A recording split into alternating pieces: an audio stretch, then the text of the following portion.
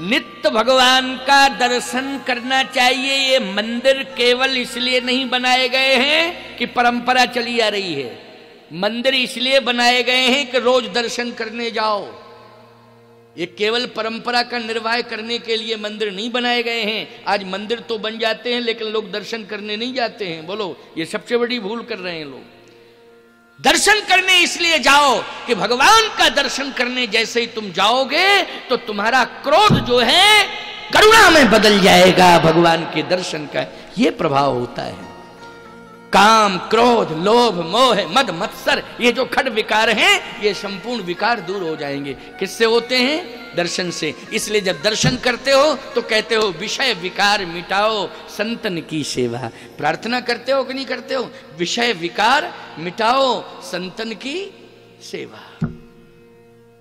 भगवान का दर्शन, भले परशुराम है, वो राम है, वो भी भगवान है, लेकिन तुम सबको शिक्षा दे रहे हैं, प्रेरणा दे रहे हैं। क्या प्रेरणा दे रहे हैं? कि दर्शन का ये प्रभाव है। क्या प्रभाव है? कि क्रोध किस में बदल जाता है? दर्शन से करुणा में बदल जाता है। जैसे राम ही चितय रहे थक लोचन, रूप अपार मार मद मोचन। क्यों भैया? मद ये खतरनाक होता है कि नहीं होता है? हैं? होता है खतरनाक कि नहीं? ये मद किसी में आ जाए तो याद रखना, ये मद जो है पूरे सम्मान को चौपट कर देता है। ये मद जो है सम्मान को चौपट करता है, और ये मद जो है हमारे स्वास्थ्य को भी चौपट कर देता है। कर देता है कि नहीं कर देता है? क्योंकि जो अभिमानी होते हैं ना, याद रखना, वो अभिमानी लोग हमेशा टेंशन में रहते हैं। किस में रहते हैं? टेंशन में रहते हैं। और टेंशन में जो रहेगा वो निश्चित है डायबिटिक हो जाएगा, बीमारियां उसको घेर लेंगी, रोग आ जाते हैं। भगवान के दर्शन से रोग समाप्त हो जाते हैं, भगवान के दर्शन से काम समाप्त हो जाता है, भगवान के दर्शन से क्रोध समाप्त हो जाता है। रूप अपार मार मद मोचन, नेत्रों से प्रेम आंसू छलछला पड़े। विश्वामित्र जी महाराज से पूछ रहे हैं, ये कौन है? कौन है? विश्वामित्र जी बोले, पहले आशीर्वाद दो, आशीर्वाद दो पहले। आशीर्वाद का अर्थ क्या होता है? बोलो भाई। आशीर्वाद का अर्थ होता है अभय। क्यों भाई? आशीर्वाद क्या करता है? जल्दी बोलो। अभय। इसलिए विश्वामित्र जी बोले, परिचय तो हम देंगे, पहले आशीर्वाद दो। अरे आशीर्वाद तो देंगे लेकिन परिचय तो दो बाबा। राम लखन दशरथ के ढोटा, और दीन आशीष देख बल जोटा। दीन आशीष आशीर्वाद दे दिया।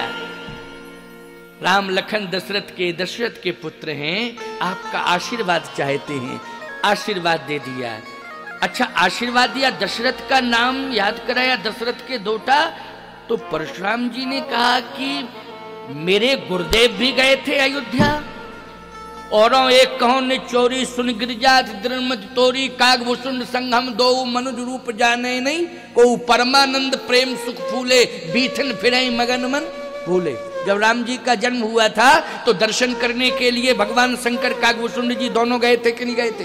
बोलो, गए थे कि नहीं? किस लिए गए थे कागभूषुंड जी और भगवान शंकर? दर्शन करने के लिए कि प्रभु का अवतार हो गया। तो परशुराम जी ने कहा कि अयोध्या में दशरथ के यहाँ प्रभु का अवतार हुआ, और मेरे गुरुदेव ने ये कथा मुझे सुनाई थी कि मैं दर्शन करने के लिए गया, वही तो नहीं है? ये वही तो नहीं है? राम ही चितय रहे थक लोचन, रूप अपार मार मद मोचन। कई प्रकार के अर्थ किए जा सकते हैं, बोलो, इस चौपाई के। क्यों? इसका मतलब क्या है? परशुराम जी राम जी से प्रभावित हैं। बोलो, प्रभावित हैं कि नहीं? और दर्शन से प्रभावित हैं। चरित्र तो हम किसी भी तरीके से प्रस्तुत कर सकते हैं परशुराम जी का, लेकिन सत्य तो भैया यही है कि नहीं?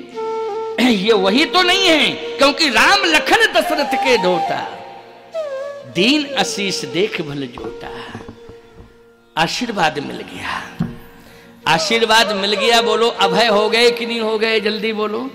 अभय हो गए। अब लीला में कुछ भी बातचीत होती रहे ये अलग बात है, लेकिन सत्य तो ये है कि अब निश्चिंतता आ गई, यानी जनक जी भी निश्चिंत हो गए और विश्वामित्र जी भी निश्चिंत हो गए। लेकिन चिंतित कौन है, जल्दी बोलो? राजा। ये मरे जा रहे हैं कि हम लोगों की मौत आ गई। क्यों भाई, हम लोगों की मौत आ गई। क्या बतावे, 5 बज गया। इन लोगों ने कहा था कि 5 मिनट का समय हमको दे दो। अब 5 मिनट का समय 4 बजे के लिए कहा था। क्यों कहा था कि नहीं? देखो बात यह है, सुन लो। जिन लोगों ने यजमानत्व स्वीकार किया है इस कथा का, उनके नामों की घोषणा करनी थी, जिससे कम से कम, ठीक है, मंच से उनका नाम लिया जाए। तो एक भाव ये भी होता है कि धर्म मंच से हमारा नाम लिया जा रहा है, तो सीधी सी बात ये सत्य है कि हम धर्म के लिए समर्पित हैं। एक भाव तो ये होता है। कहते नहीं, अच्छे लोगों में तुम्हारा नाम लिया जाता है तब तो हम समझें कि तुमने अच्छा काम किया। जब अच्छे लोगों में तुम्हारा नाम लिया जाए तो समझ में आए कि तुमने अच्छा काम किया। तो यहाँ ईमानदारी से बताओ, मंच से उनका नाम लिया जाएगा तो अच्छे लोगों में अच्छा काम किया है तभी तो नाम लिया जाएगा।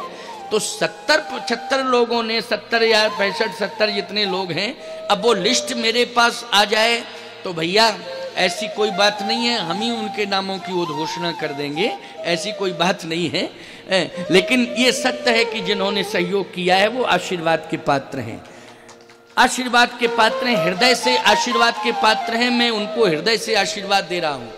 अच्छा, जो काउंटर लगा हुआ है जहाँ पर रसीद दान पात्र रखा है और दान रसीद भी रखी है, और पात्र भी शायद कहीं ना कहीं लगे होंगे, दान पात्र या रसीद रखी होगी, तो रसीद प्राप्त कर लें वो लोग। दान दे करके क्या प्राप्त कर लें? रसीद प्राप्त कर लें। और रसीद प्राप्त करने का अर्थ आप समझते हो क्या है? रसीद प्राप्त करने का अर्थ यह है कि आपके घर में वो रसीद जाएगी तो आपके बच्चे जो नहीं आ पाए हैं, छोटे छोटे, जब बड़े होंगे तो वो कहीं ना कहीं रसीद को सुरक्षित रखना, उसको डस्टबिन में मत डालना। और रसीद जो है अगर घर में मिल जाएगी बच्चों को तो बच्चे कहेंगे हमारे बाप दान करते थे, हमारे बब्बा दान करते थे, इसलिए दान की रसीद देखो घर में है। क्यों भाई, तो प्रेरणा मिलेगी कि नहीं मिलेगी? उनको बोलो भाई कि दान हमारे बाप के बाप करते थे, ये देखो रसीद है।